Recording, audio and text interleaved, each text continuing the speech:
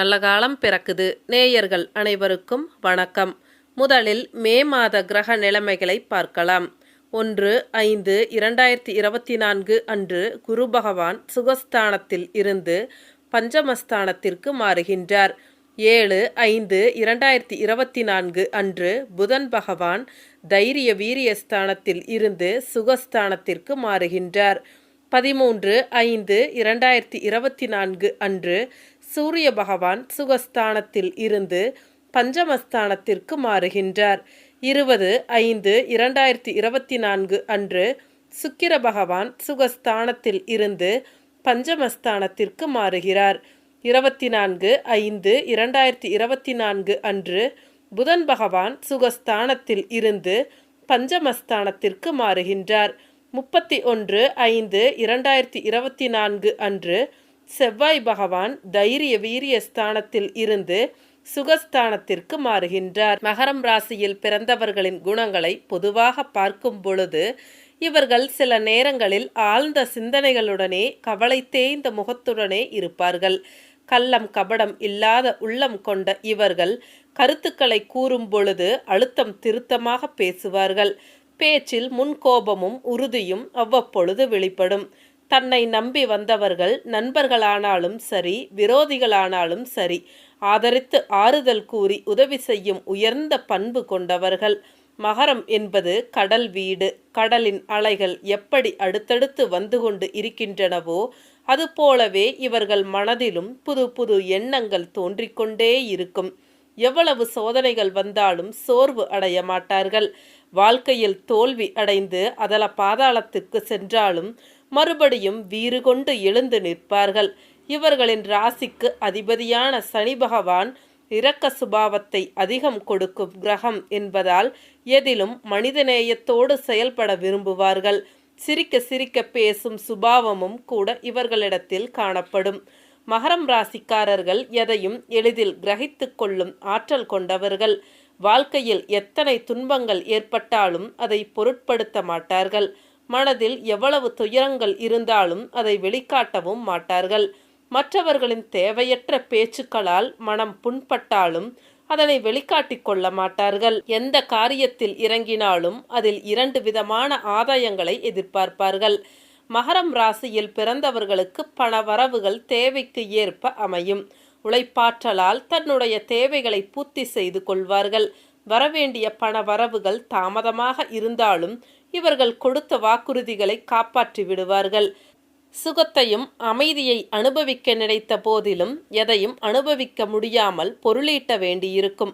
பூர்வீக சொத்துக்கள் இருந்தாலும் இவர்களுக்கு பெரும்பாலும் பயன்படாமல் போகலாம். செலவு செய்வதில் தயக்கம் காட்ட மாட்டார்கள். சேமிக்கும் பழக்கம் என்பது இவர்களிடம் குறைவாகவே இருக்கும். மகரம் ராசிக்காரர்களுக்கு குடும்பத்தின் மேல் அதிக பாசம் இருக்கும். பெற்றவர்கள் பிள்ளைகள் மேல் அதிக அன்பு கொண்டிருப்பார்கள். தான் கஷ்டப்பட்டாலும் மற்றவர்கள் மனம் கோணாத அளவிற்கு நடந்து கொள்வார்கள். இவர்கள் கடுமையான உழைப்பாளிகள்.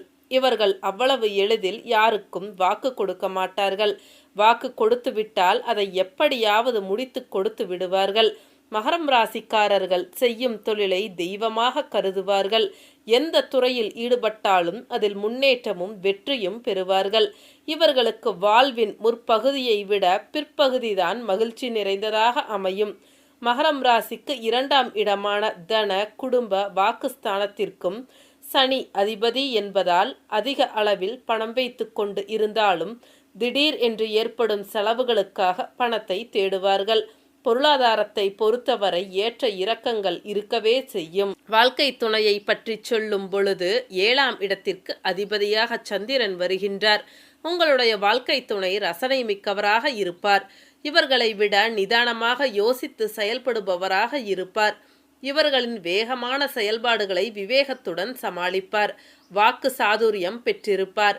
இவர்கள் சாதாரண குடும்பத்தில் பிறந்தவர்களாக இருந்தாலும் குடும்பத்தின் மீது அதிக பாசம் வைத்து ஒற்றுமையுடன் செயல்படுவார்கள். மன வாழ்க்கையை பொறுத்தவரை இவர்கள் எப்படி நினைக்கின்றார்களோ அப்படியே நடக்கும். பெரும்பாலும் நல்ல வாழ்க்கை துணையே அமையும். இந்த ராசியில் பிறந்தவர்கள் நீண்ட ஆயுளை கொண்டு உள்ளவர்கள். எத்தனை துன்பங்கள் துயரங்கள் ஏற்பட்டாலும் கஷ்டப்பட்டாவது வாழ்வை சிறப்பாக அமைத்து கொள்வார்கள். மகரம் ராசிக்கு 10ஆம் இடத்திற்கு அதிபதியாக சுக்கிரன் வருவதால் வாழ்க்கையின் மத்திய பகுதியில் சொந்த தொழிலில் இறங்குவீர்கள். கன்ஸ்ட்ரக்ஷன் தொழிலில் ஈடுபட்டு லாபம் சம்பாதிப்பீர்கள். எங்கே பணமும் புகழும் சேர்ந்து கிடைக்குமோ அங்கே வேலை செய்யவே விரும்புவார்கள். உயர்ந்த பதவி யோகம் உண்டு. சுக்கிரனின் ஆதிக்கம் காரணமாக கலைத்துறையினருடன் எப்பொழுதும் தொடர்பு கொண்டு இருப்பார்கள். மகரம் ராசிக்கு 12ஆம் இடத்திற்கு அதிபதியாக குரு இருப்பதால் இவர்களின் செலவுகள் ஆன்மீகம் சார்ந்த விஷயங்களில் இருப்பது இவர்களுக்கு நன்மை தருவதாக அமையும். சரிவாங்க மகரம் ராசிக்கான மே மாத ராசி பலன்களை பார்க்கலாம். மன துணிவும் எதையும் செய்து முடிக்கும் ஆற்றலும் அதிகம் பெற்ற மகரம் ராசி அன்பர்களே, நீங்கள் அதிகமாக உழைப்பவர்கள். இந்த மாதம் வீண் கவலை ஏற்பட்டு நீங்கும். நினைத்த காரியத்தை செய்து முடிப்பதில் வேகம் காட்டுவீர்கள். பணவரத்து திருப்திகரமாக இருக்கும். அதே நேரத்தில் எதிர்பாராத செலவும் ஏற்படும். உடைமைகளை கவனமாக பாதுகாத்து கொள்வது நல்லது. தொழிலில் வியாபாரத்தில் ஏற்படும் பண தேவையை சரிக்கட்ட நண்பர்கள் மூலம் உதவிகள் கிடைக்கும். தொழிலில் முன்னேற்றம் காண தேவையான பணிகளில் ஈடுபடுவீர்கள். உத்தியோகத்தில் இருப்பவர்களுக்கு அலுவலகம் தொடர்பான வேலைகளில் அலைச்சல்கள் இருக்கும்.